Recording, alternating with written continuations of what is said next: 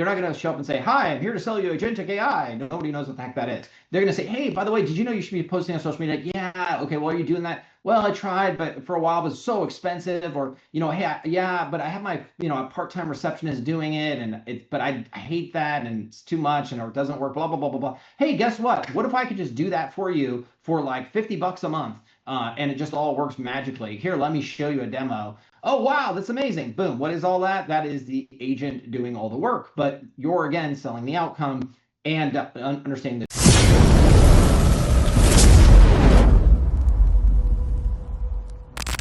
Shaun Clark, nice to have you on again. Welcome. Hey, thanks for having me back. How are you doing? Doing great. Got my coffee, waking up, ready to rock. Nice.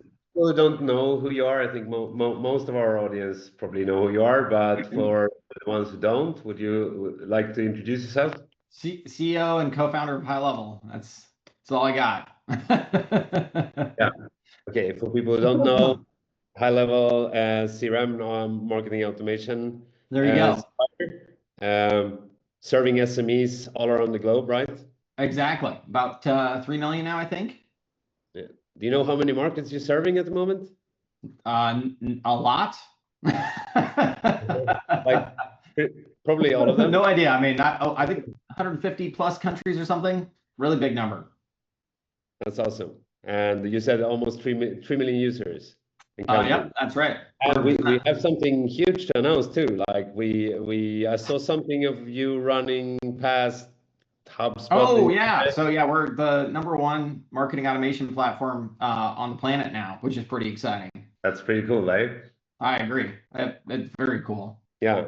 So what do you think has been the #1 success of getting this far?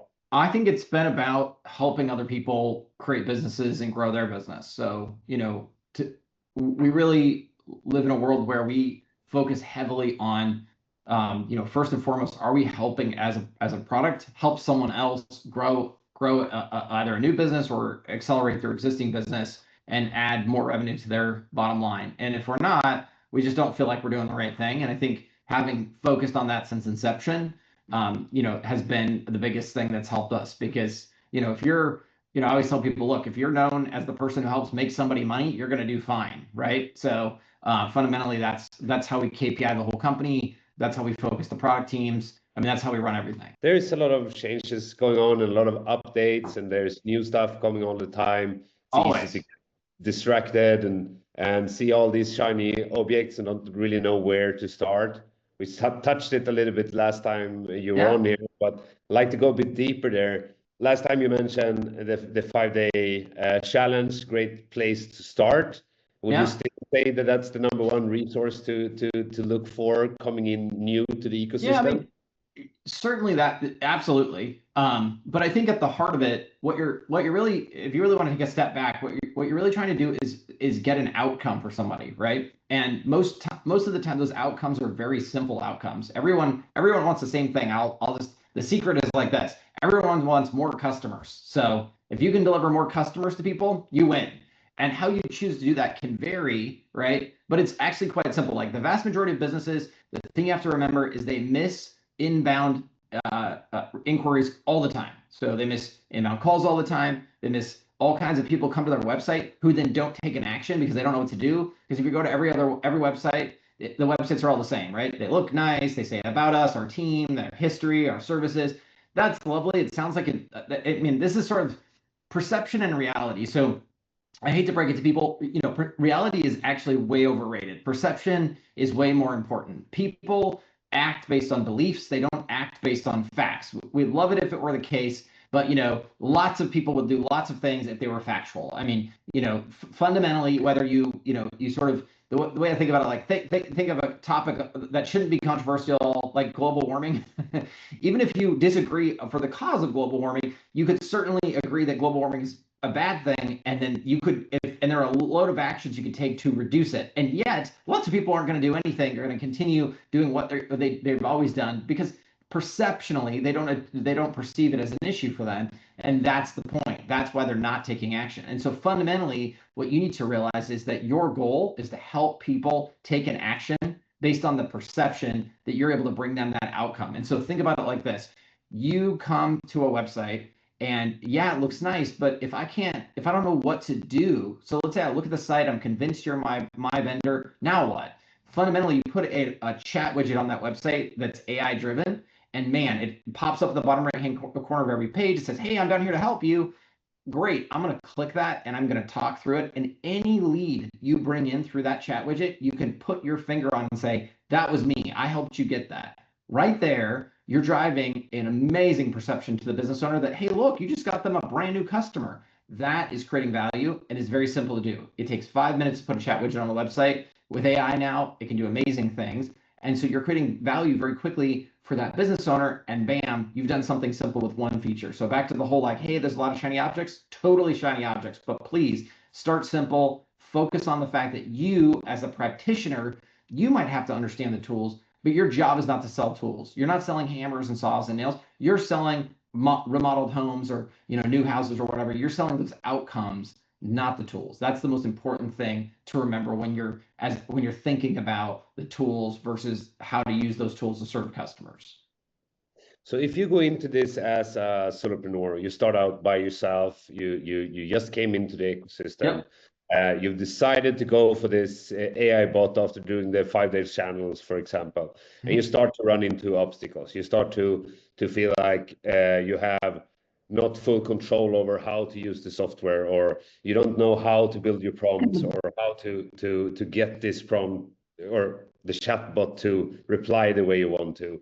Where do you go from there? Well, I mean, this is why we have live help support on Zoom like this. So you can get on with somebody and say, hey, this isn't working for me. Can you show me how to do it? They'll say, great, share your screen. Let's go. And boom, we'll solve that problem for you right there on the call. But and again, if you just focus on that one feature, you'll get really good at it really quickly. And we have help docs and videos. And honestly, it's not that hard. We have a form-based bot now. The setup is very smooth and easy. You don't have to know how to prompt or any of that other crazy stuff. It's super, super, super easy. So, I mean, can you run into roadblocks? I'm sure you can. But I would also say it's also very easy these days to get set up. I think most people, that's not that is almost never the roadblock I hear. The person who stands up and says, gosh, I've just been selling this thing like crazy, but I have a hard time setting it up. Oh, I just got 50 customers waiting for this. That's never what I hear. That actually is genius. I will go get you a software engineer to set that up for you if that's the case. Don't think that's where you're going to get hung up. You're going to get hung up on, I got it working perfectly. Now, who do I sell it to and how do I sell it? It's the sales that get everybody. It's not the setup. And that leads me to the next question. Perfect one. So as different sources, organic, paid, you probably see all of it and have great data and insights on it. What would you say if you want to go for an organic channel? You're just starting, right? Where do you start? Yeah. So if you're just starting, number one thing, start local. Do not, so get up from your computer right now, walk away, leave the internet world and start selling locally. That is the best place to sell. In fact, if you go to help.gohighlevel.com and search BNI right now, you'll find a help article that walks you through this. But there's lots and lots and lots of local business groups. You need to connect with local businesses. And here's why. Sales is just know, like, and trust. Do I know you? Do I like you? Do I trust you? And if you can't bridge that gap, it doesn't matter what you're selling. It could be the most amazing, perfect, revolutionary thing in the world, but no one's going to buy unless they trust you. And the best way to build trust is face to face and to do it locally. By the very fact that you live in the same place as someone else, you have a lot in common. And that commonality creates an initial burst of trust and connection.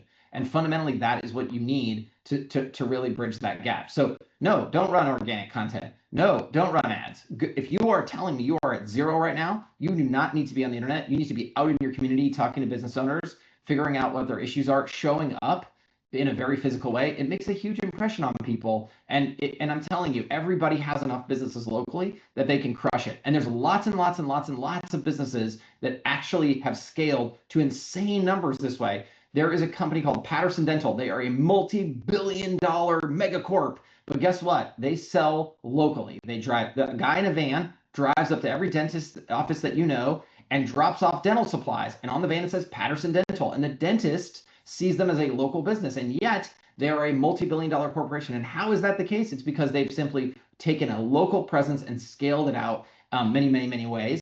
fundamentally, if you cannot sell to your local businesses and start your business that way, good luck going out on the wild west of the internet and selling to rando people you'll never meet. That's just not going to happen. So what you need to do is start local, stay local until you have a good base of business going, and then you can. There's all kinds of things you can do. It doesn't limit you. It doesn't stop you from world domination. Don't worry, you can go on to sell to anybody you want. But until you have a good local recurring base, don't go on the internet. Go local. That's really good advice, and I think that there is this idea of wanting to be remote, doing this remotely with a nomad setup, especially among solopreneurs. But if you strive to build something stable, you need to have kind of that base of people that vouching for you, and I think that's easier many times because you have your network around you, you have people in your surrounding that you can go and offer something for free just to have something to show, or something to bring to the table when you go to it new doesn't mean you can't be sites. you can't be a solopreneur. It doesn't mean you can't work remotely. It's just you're somewhere, right?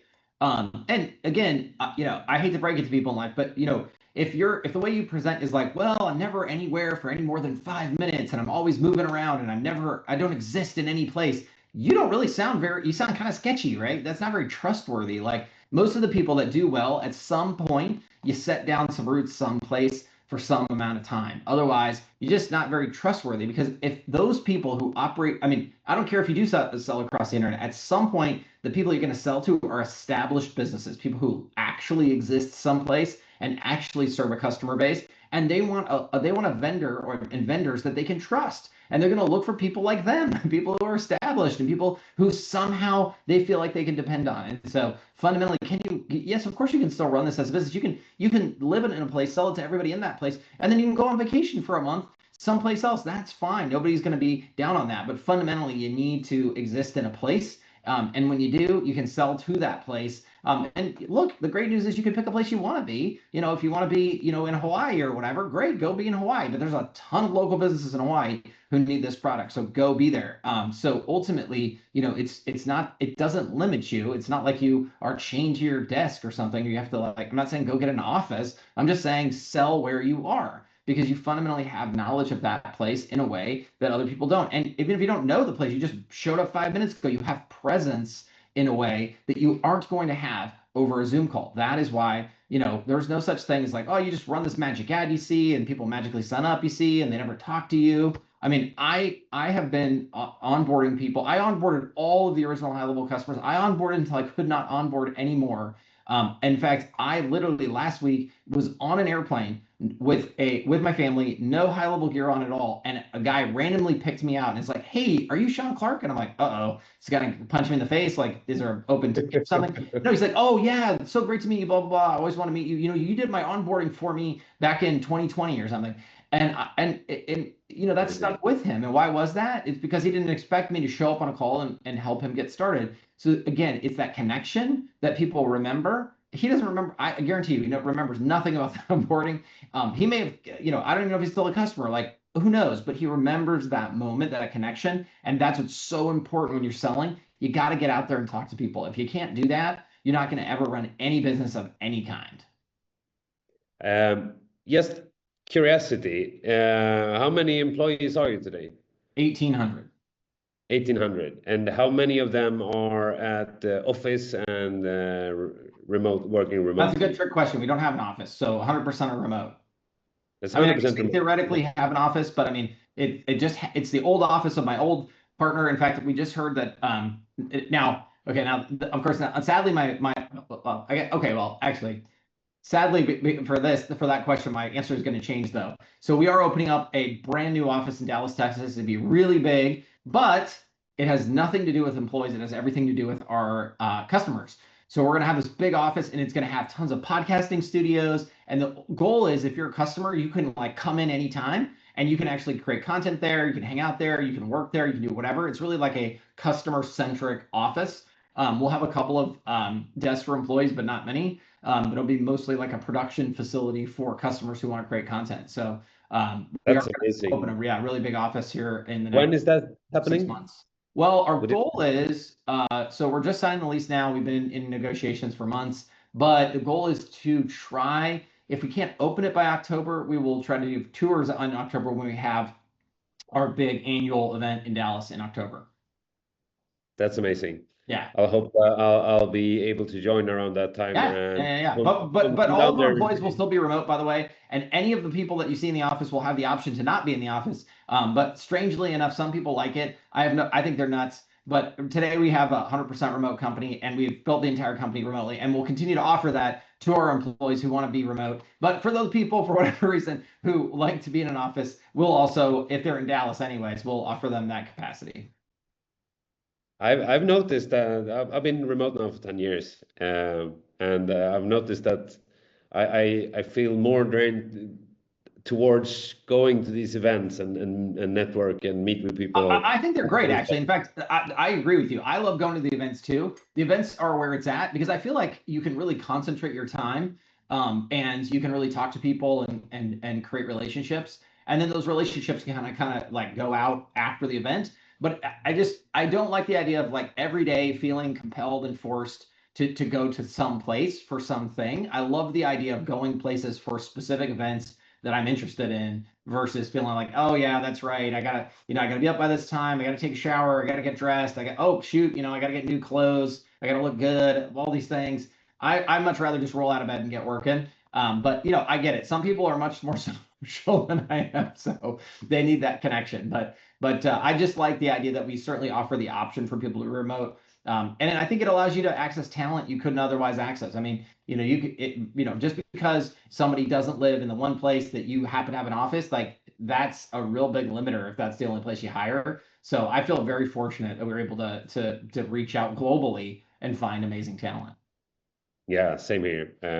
We managed to pick up clients in Sweden, Spain, in the US, and Canada, and being able to have those relationships and nurture them and hang out with all these sorts of people with the work, Oh, circulating around a software and a service that we offer on top of it, which we love working with. It's really something special, the community that we have here, and you can really tell by the group. I keep coming back to discussing the Facebook group, but I think it's one of the best resources in my own growth journey to be a part of the HighLevel community, and I think it's worth mentioning again. Another thing I'm a little bit curious of, we see more and more trending, company leaders like yourself being more and more public and on stage and in education on platform like a certain event and things like that. What could you say about that trend? What do you see in your sales and results from having this present? yeah, I think ultimately it allows you to connect with a world and you get to meet so many different customers from so many different places. And it just gives you just a much broader perspective on all the cool things that are out there. And I just love it because being able to watch what customers do, the creativity just is insane. And so many things that I never expected the system to use for gets used for, and so many things I didn't even think would be possible are possible. So it's very cool to have that global customer footprint. What would you say is the next big thing with Go HighLevel? Something we haven't heard yet.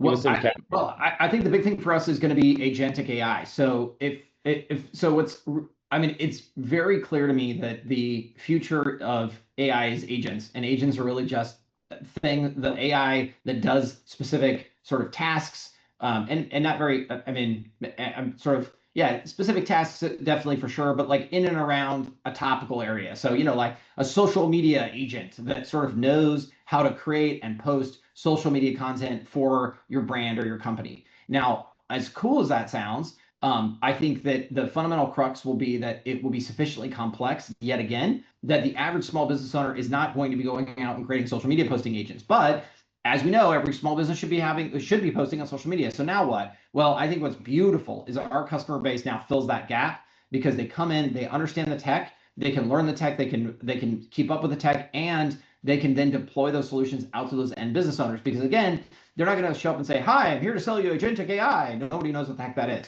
They're going to say, "Hey, by the way, did you know you should be posting on social media?" Yeah, okay, well, are you doing that? Well, I tried, but for a while it was so expensive. Or, hey, yeah, but I have my, a part-time receptionist doing it, and but I hate that, and it's too much, and or it doesn't work, blah, blah, blah, blah, blah. Hey, guess what? What if I could just do that for you for like $50 a month? And it just all works magically. Here, let me show you a demo. Oh, wow, that's amazing. Boom. What is all that? That is the agent doing all the work, but you're again selling the outcome and understanding the tools behind it. And again, it's going to be task or area after area after area. Again, we're not changing anything in terms of what we're selling, right? We're selling that outcome, but what's awesome is we're selling the engine, the propulsion system behind what is creating that outcome is radically changing, right? And we, I think, at HighLevel are going to be in a perfect spot because, if you're a big name CRM out there, you actually are going to try to teach Bob the plumber and Jill the lawyer and Sam the whatever to actually create your own agents. Good luck. And or you're gonna have to try to dumb it down to the point where the agent is very limited and can't really be trained. Also, good luck. Not a great outcome. So what we're going to do at HighLevel is have an agentic AI builder in the app, and you, the agency, are going to come in and or the SaaSpreneur, and you're going to create the agents because you're going to learn the tech and you're going to create those outcomes. And then when the person comes back and says, "Well, but can it do this and can it do that?" Boom, you're just gonna, yes it can, and you're gonna know how to continue to evolve those things and make those better and charge for them, and it's going to be incredibly scalable. I'm very excited about it. So that is definitely, in my opinion, what's gonna be a big part of the next 12 months. Scalability is something I like to touch as well. Sure. You know a lot about it, thinking of the speed that you've had. You've grown into your 1,800 employees or colleagues over the course of 6 years, give or take, right? Mm-hmm. So what would you say your number one advice on scaling? I mean, gosh, it's very organic. I mean, a lot of people. So I would say my biggest advice is don't overthink it. Don't get too tripped up on it. You know, you will meet people naturally if you're as you go through your business that are fundamentally great at what they do. And the most important thing is to recognize those people. You really want to try to hire people who are just radically better at whatever than you'll ever be. And you want to really see it that way. If you're not learning from them, if you're not in awe of their skill, then they're the wrong person for you. But once you do that, it's amazing because that's how scale works. You just, A players hire A players, hire A players. So I guess the biggest thing is as you hire, do not settle for C or B. You want A. And A is really simple. Do you think they crush you at what it is that they do? And the answer better be yes. And if you do that, you'll find just amazing things happen because that's how scalability works. You're going to get out to, yes, there are systems and processes and this and this and this, but great human beings are really the backbone of a truly scaled business. And that's really what you're looking for. And these are the types of people that not only are good at what they do, they like doing it. They don't need a lot of direction, right? Like they're going to make great decisions, with or without you being around. And you should feel lucky that they're on your team. That for me is the most important thing. And then from there, scalability is kind of just like a no duh, like it just happens. I mean, I hate to break it to people. There's no secret sauce or anything.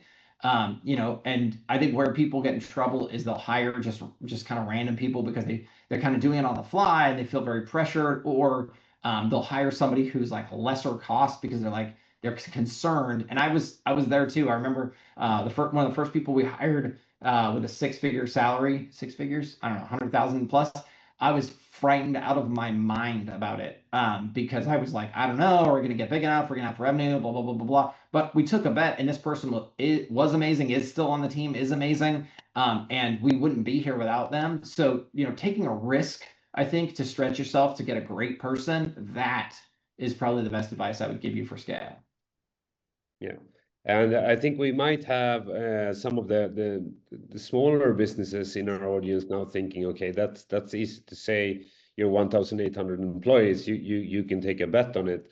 But I think some hygiene factors to scaling can be your pricing structure, right? So with a pricing that doesn't give you the breathing space or the liquidity needed to take these risks, can get you end up in a situation where you find yourself doing customer support to 50 clients that are paying you enough. And well, I mean, that means you're not, that really is about service delivery, and that is about not doing custom bespoke work. This is why we invented the SaaSpreneur concept here, because fundamentally what we found is marketing agencies would say, well, I do websites. What that really means is I'm a consultant who does full-time custom work on websites forever. And every website is custom, and I'm always on the line to make changes to those websites. It's a horrible business. And fundamentally, what you need to make sure you're doing is you're creating a product that is recurring, that is low price, and that is driven by technology. Now, it doesn't mean you're not selling tools, you're not selling a social media posting software, you're selling a social media posting service. What does that mean? That means templates, automation. You're going out and these same templates that you're using for one business, you're using for every business. You know why? Because no one cares. They just need a Facebook page and a Twitter feed and all that boom, boom, boom looks like, wow, this business is posting a lot. The content can be very templated. It doesn't matter. No one cares. It's just an impression kind of thing. You're not going for gold here. You're not trying to run a Pulitzer Prize of social media posting. That's not what it's about. It's about helping Bob the plumber make sure that he or she has, consistent social media posting go out on channels. You can do this with templates. It's very easy. And what's great is it's very automatic. And so once you set it up once, then now you're running that out. And look, you're then saying to that person, hey, listen, I'm going to charge you $300 a month for that, which is a lot better than what they would have gotten in the past, which is I'm going to do a custom bespoke social media thing. It's going to cost you thousands of dollars. And the plumber's like, no, thanks, I'm out. That is the type of business you're looking to create. Fundamentally, it's about these simple things. Or like back to the chat widget. The chat widget is the simplest thing on earth. People come to websites. They're confused. They don't, oh, Bob the plumber. Yeah, great. Now what? How do I hire you, man? Where do I click? Oh, this chat widget's in the bottom right-hand corner. Fantastic. Or inbound voice AI. We haven't talked about this, where you can call that plumber, and when they don't pick up the phone, which by the way, you can ask that plumber, hey, do you pick up the phone always 24/7, 365, 2 a.m. on a Christmas morning? If they say yes, they're liars, because we all know we've called plumbers before, lawyers before, all kinds of business before, they don't pick up. Well, great. Use inbound voice AI so that it'll call the plumber, and if the plumber doesn't pick up, it rolls over magically behind the scenes, and we'll show you how to set all this up. And AI answers the call, and now you've taken a missed phone call opportunity and turned into a customer for somebody. That's amazing. So these are very simple things that can be set up literally 10 minutes worth of work. And now you have a very scalable business. You're not running around chasing your tail, always getting calls from your clients. That's not a business, by the way. I hate to break it to everybody. That is a very low paid employee. That if you look at the math there, you would if that's the business you're going to be in, you might as well get paid. Go work for somebody, because at least you're going to get benefits and pay and everything else, versus most of the time, if you do the math, those people are just very low hourly paid employees, because their clients don't come in and say, I want a website, and they get, it's like one price and they're done and they never talk to them. They just end up getting put on a leash of hey, can you make this change, and hey, can you make that change?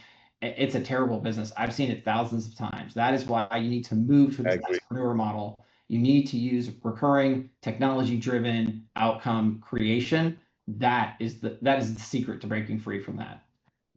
100%. Module-based, easy to duplicate and replicate. Absolutely. And perhaps at as high profitability as possible for that given service. It's all about, if I can take you from where you are to where you want to go, without talking too much on how or how am I going to get you there. Yep. It's all in your decision to kind of decide whether it's worth paying for it. And some people will pay a lot to get rid of certain problems. So if you see it from that angle rather than seeing it, what other people are pricing it at, a bottle of water, there is a saying, right? A bottle of water can cost different depending on what environment it's sold, right? Yep. You sell it next to the kids' soccer game, it's yeah, there you go. Euro. 100%. It's a fancy restaurant. You'll buy it at 40. So it really depends on the environment, right? So the bigger problem we can solve, the bigger paycheck in the end of the day too, for that subscription or that service that you offer, right? 100%. Yeah. Shaun, as always, a pleasure to have you on. I know you have thanks for having me back, man. It was great. Yeah, I really appreciate it. So I hope to see you here soon again. I can't wait. I hope to see you in October in Dallas.